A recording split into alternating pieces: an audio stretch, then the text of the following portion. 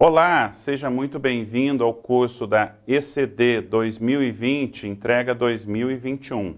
Nesta parte 2 do módulo 0, introduzido aqui para a sua versão da entrega 2021 da ECD, já no âmbito do Layout 9, eu farei a apresentação do que alterou em relação ao Layout 8, vigente do ano calendário 2019, entrega 2020.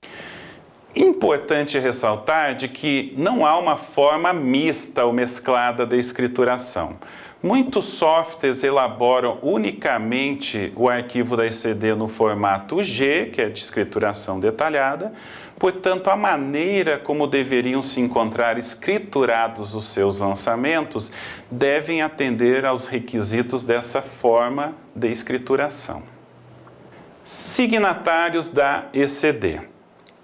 Aqui vamos esclarecer por quem ou como deve ser assinada eletronicamente a sua ECD original, ou seja, o conteúdo do registro J930.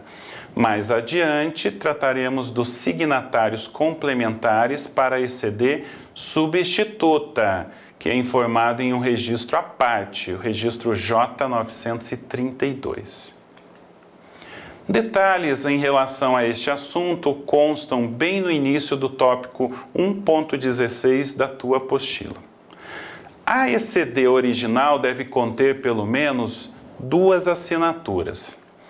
Uma delas, representando a entidade, deve ser preferencialmente da própria pessoa jurídica em si.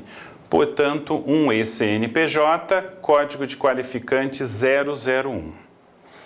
Caso não esteja de posse do certificado da PJ, como alternativa, poderá informar como signatário pela entidade o representante legal que esteja informado como responsável pela empresa lá no seu CNPJ. Essa informação será validada com a base de dados da Receita Federal apenas no momento da transmissão e não durante a validação interna do PGE. Sendo assim, caso tenha que efetuar alguma atualização nesse sentido, recomenda-se que essa alteração seja efetuada antes do prazo final para entrega da tua ECD.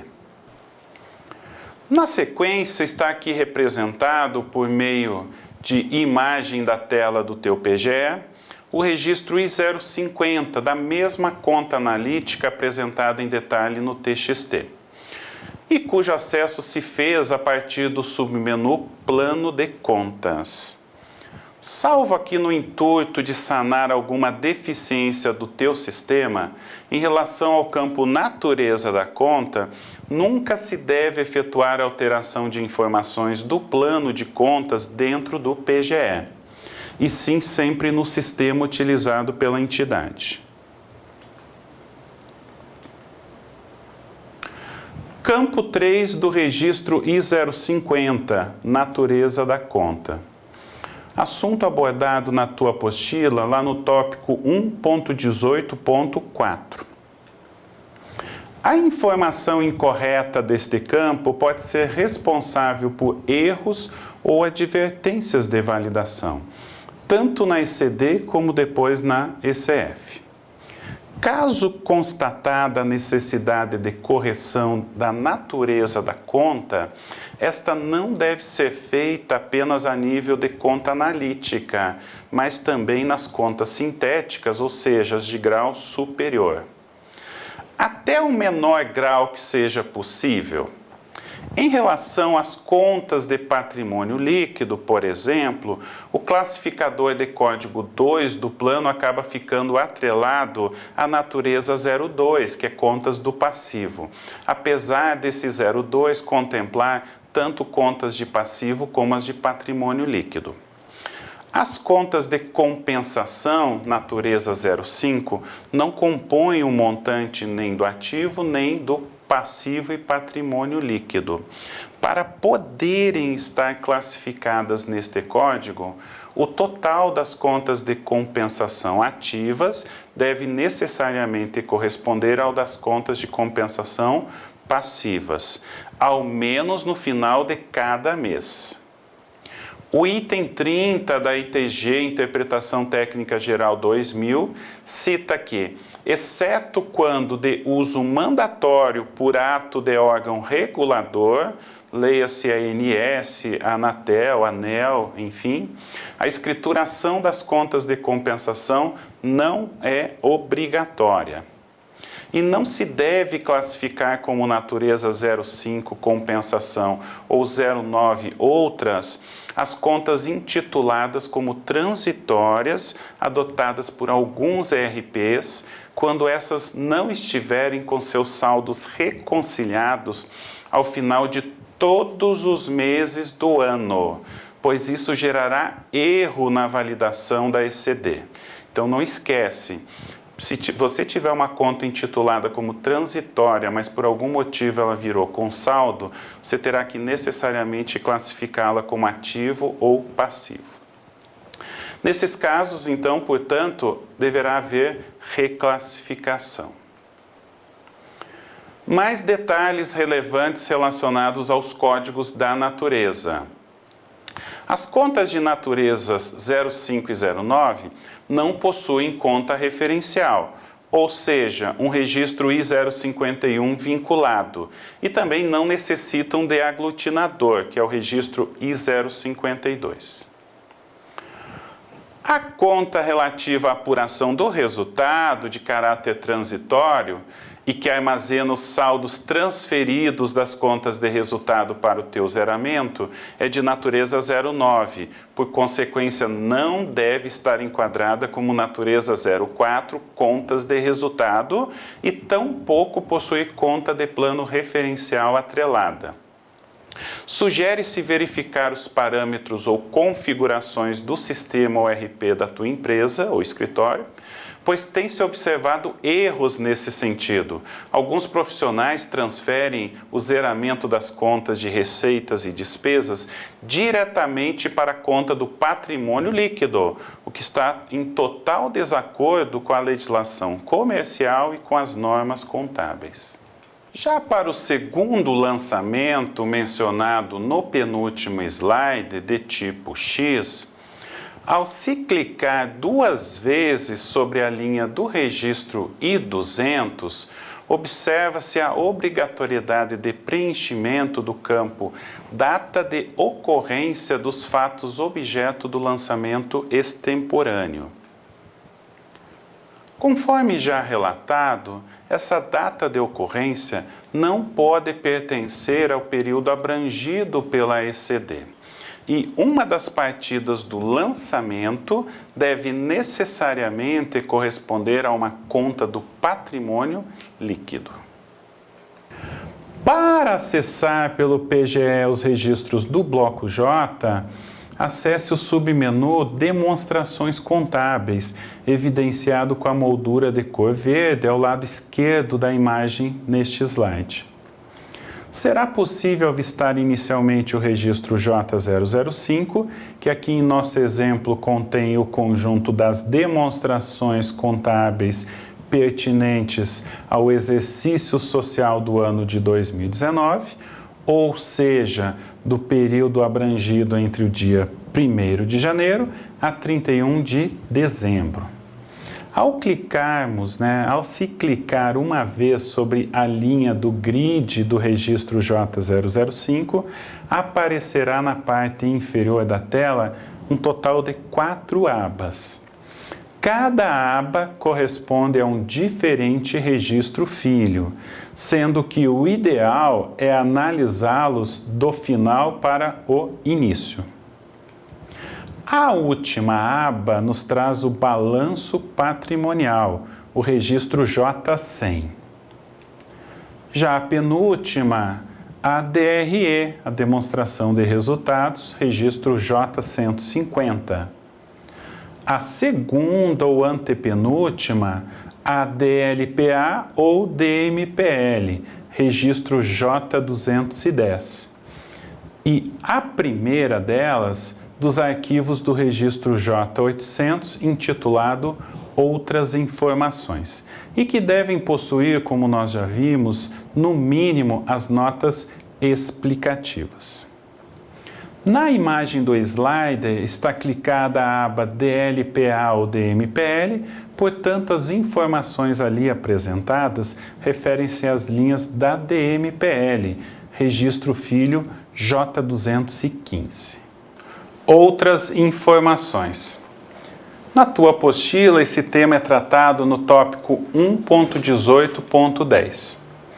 A criação, já há alguns anos atrás, de funcionalidade para importação ou upload de arquivo .rtf dentro do PGE da ECD, para as demais demonstrações contábeis e partes integrantes não abrangidas em outros registros específicos do Bloco J, acabou, de certa forma, por esvaziar outras opções ofertadas ou apresentadas pelos sistemas contábeis.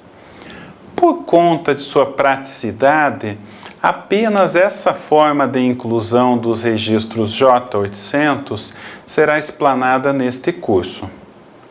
Acesse a aba Outras Informações, que ficará visível ao clicar sobre a linha do grid do período relativo ao exercício social, no registro J005, registro este habilitado a partir da opção Demonstrações Contábeis no menu 3 Escrituração Contábil, conforme visto alguns slides atrás, quando iniciada a nossa passagem pelos registros do Bloco J.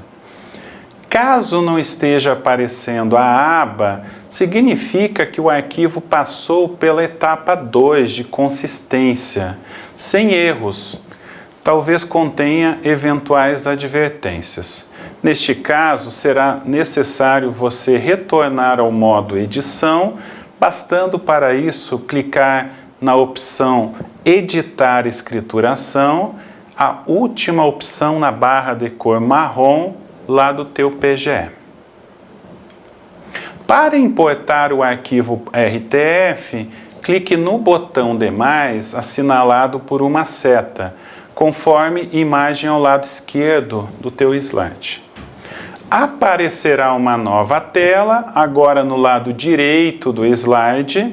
Nela deve preencher os campos Tipo de Documento e Descrição, depois clicar no browser para selecionar o arquivo a ser importado pelo PGE. Clique no botão Salvar. O hash do registro J800 anexado à ECD é gerado automaticamente. Não há limite de quantidade de arquivos RTF a serem incluídos na ECD, mesmo que relativos a um mesmo tipo de documento. Registro J801, o termo de verificação para fins de substituição da ECD. Em tua apostila, esse tema consta com uma abordagem mais ampla e contendo maiores detalhes no tópico 1.6. A ECD substituta deve obrigatoriamente incluir esse termo, documento em formato RTF a ser importado, através de opção específica no menu, um procedimento que guarda muitíssima semelhança com a do registro J800 e que deverá contemplar as seguintes informações: a identificação da escrituração substituída, ou seja, espécie de livro digital, seu número de ordem e hash. A descrição pormenorizada dos erros, aqui farei questão de reforçar o adjetivo pormenorizada. Parece ridículo, mas já me deparei com a ECD substituta, onde o termo de verificação possuía apenas uma linha escrita termo e mais nenhuma outra palavra. A identificação clara e precisa dos registros com erros, exceto se já descritos na descrição pormenorizada.